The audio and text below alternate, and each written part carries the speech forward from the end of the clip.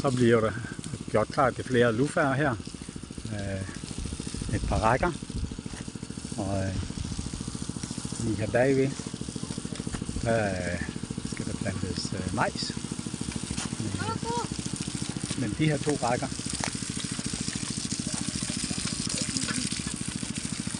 det er gjort klar nu her, så bliver det sådan en del af vores allé ind til hytten. Og Lillemand har allerede blevet godt råd, fordi han bliver oversprøjtet med vand hele tiden.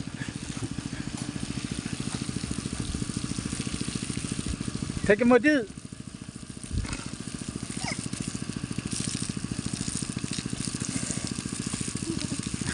Der er der ikke noget, der hedder koldt vand, fordi selv det kolde vand, det er rimelig varmt. Så